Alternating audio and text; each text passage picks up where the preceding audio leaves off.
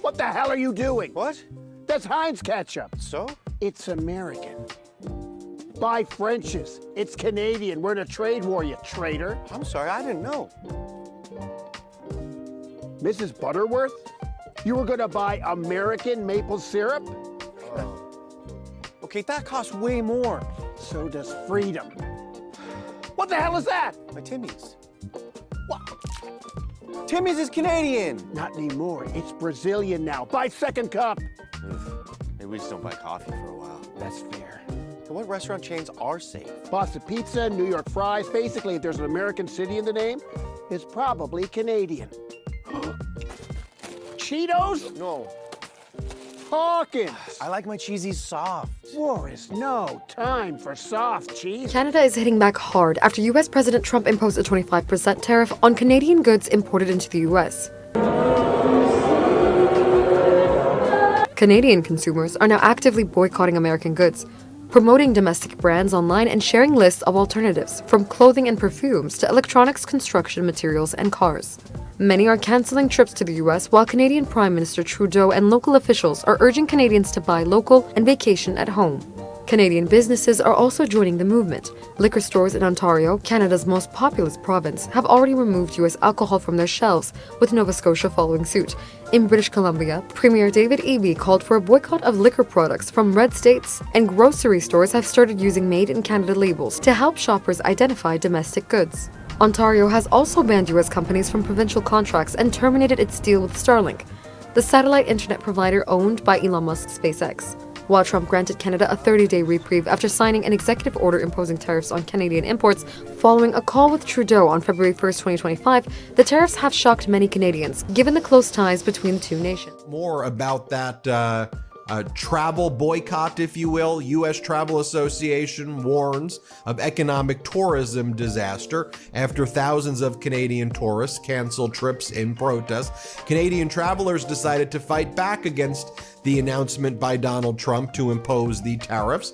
The travel boycott, in addition to other boycotts raised by Canadians frustrated with how Trump's been behaving, is targeting American tourism. The U.S. Travel Association warned that the U.S. government's move to impose these tariffs against neighboring countries will lead to an economic tourism disaster. But regardless of whether the tariffs are imposed, Canada is boycotting traveling to U.S. David Eby, the Premier of British Columbia, said Canadians should really be thinking carefully about spending money in the United States. The Flight Centre, Canada's largest travel agency, told Forbes it has seen a surge of customers already canceling U.S. vacations and rebooking elsewhere. Even a 10% reduction in Canadian inbound travel could translate to 2 million fewer visits, which would mean $2.1 billion in lost spending and 140,000 jobs jeopardized in the hospitality and related sectors, according to USTA. 2025 has started off with a bang, guys. We're only the second month in the year, and let me tell you guys, it feels like the world is at the brink of collapsing. That's what it feels like. I'm not sure if I'm the only one who feels this way, but it feels like we're living in really, really scary times. Now, as a kid growing up in Jamaica, one of the things that I've always heard is that Canada and US has always had a very close relationship. So much that both countries almost consider themselves brothers and sisters. Right? Now, we're living in a time when it almost feels as if everything that we knew growing up is about to change.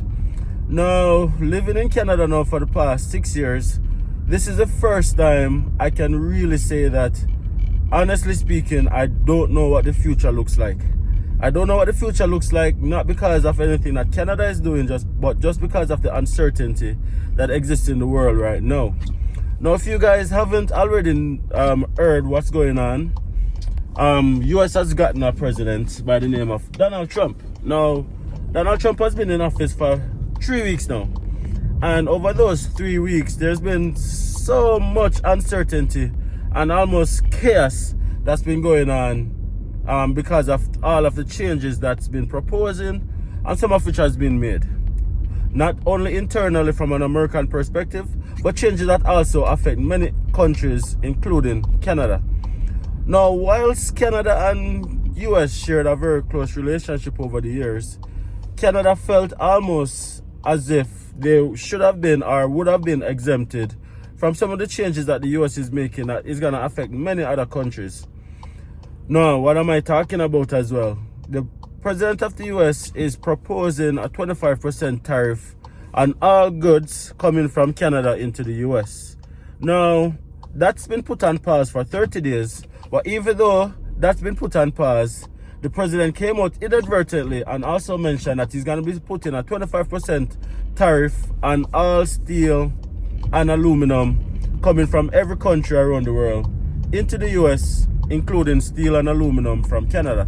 Now, steel and aluminum is one of Canada's biggest exports and income-driven earner for the economy. So that's going to have significant impact on the Canadian economy, ultimately the Canadian society, regular consumer like you and I, right? Ultimately, there's no winners in a trade war, and the only persons who really feel it are the regular consumers and to some effect businesses.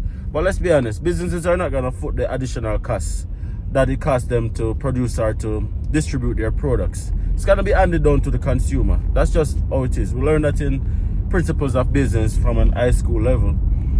Now, Canada feels very attacked.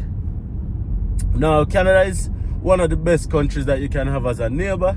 Canada is one of the best countries you can have as an ally, because it simply means that anything that you have that you need aid with, Canada is the first person to come and render assistance.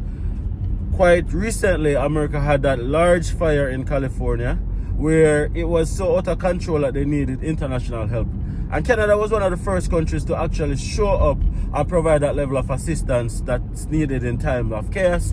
And it's good to have a neighbor like that, not just from a country perspective, but from everybody's perspective. If you're living in a community, it's very good to have a neighbor that you can rely on. Canada has been that neighbor.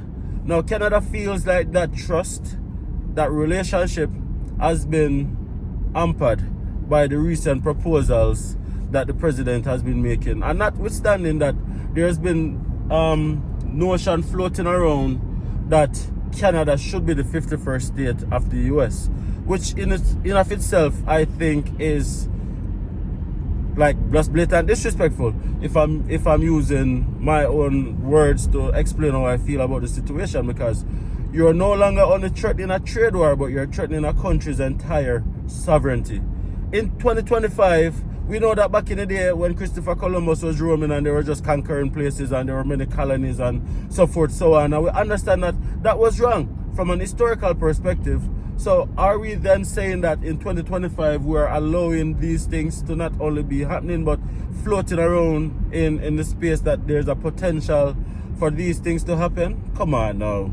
And I think Canadians feel so attacked that they're hitting back against the US. Canadians are defending themselves in every way that they can. One of the ways that they're doing it, as you can see from the earlier videos, are Canadians are really buying Canadian products first. Canadians are no longer buying US products and so forth and so on. Canadians are really putting Canadian products above every single thing else. Got distracted, someone's getting a ticket. Canadians are not only buying more Canadian products, but they are outright boycotting American products. And of course, both economies really need each other to survive, not necessarily to survive, but to make cost of living as affordable for its residents, for its citizens. So when Canadians boycott American products, it's actually going to have a ripple effect on the American economy. And of course, the Americans are going to hit back as well and doing what they think that they are going to do for the best of their society, which inadvertently is going to affect the Canadian economy. Canadians are not traveling to the US. And there are so many Canadians and residents like myself who have friends and family members who live in the States. And it's almost like it's like an extension of Canada, and Canada is almost like an extension of the US for many US citizens. So to hear a Canadian citizen saying that, listen, we're not going to the States, we're not traveling to the States, we're going to be spending that money in different parts of the world, we're going to be investing in different parts of the world, and even the government of Canada is currently looking for other trade partners. And I think there's no winner at the end of the day. But what I cannot understand, and I want you guys to leave this down in the comment section, I cannot understand how can there be such an unprovoked attack on Canada. Now, each country has to put their own country first. I get it. But you need people, you need allies, you need other country. Just like an individual, no man is an island. We all need all need each other to survive in this world. We cannot do it by ourselves. It's the same thing with a country. You cannot burn all the bridges that you have created over decades and decades and decades of time, right? You can't just get up one day and decide that you're gonna burn all these bridges and then that's it, that's all. You need people. And I can't understand, like, what's the end goal of all of this? And again, this is not something that I think Canadians are taking lightly. This is not something that Canadians are taking as a joke. And there are so many news outlets in the States that's actually making a mockery, making a joke of the rhetoric of Canada becoming a 51st state. It's not funny. It's really not funny. And when you threaten a country's entire sovereignty, it's an attack on its people. That's what it is. And it's not funny. It's not something to be laughed about. And I can't understand why is it being floated around for months out there in the space, not just on social media, but also in the traditional media as well. Why is this even allowed to happen? You can't threaten a country's sovereignty in 2025, right? Now, Canadians are acting out. Canadians are booing the American anthem. Canadians are boycotting traveling to the US. Canadians are boycotting American-made products, which, let's be frank, we need American-made products as well. So what's the end result, right? Like myself, I have an autistic daughter who only drinks Pediasure, and it's only inevitable that Pediasure is going to go up. What am I going to do? I am the one who's going to feel it. My family is the one who's going to feel it. The consumer is the one who's going to feel it. So I get it. There's political ploys that I myself don't understand, as not being in those rooms and not being a politician, and there's like everything is intentional and there's an end goal for everything. But let's be frank, what's the end goal? What's the end goal? What's the end goal? Why is it being floated around? Canada is larger than the US by landmass. Are you saying that a state is gonna be bigger than an entire country? Come on now, makes no sense. It makes no sense, guys. Let me know what you guys think about this topic in the comment section. Let me know if you guys are in agreement or in a disagreement. Whatever it is that you think, let me know in the comment section. Subscribe to our channel if you haven't subscribed already. And please, guys, like the video. If you like the conversation, let me know by liking the video. Alright, guys, thank you so much for watching, and I will see you guys in the next video.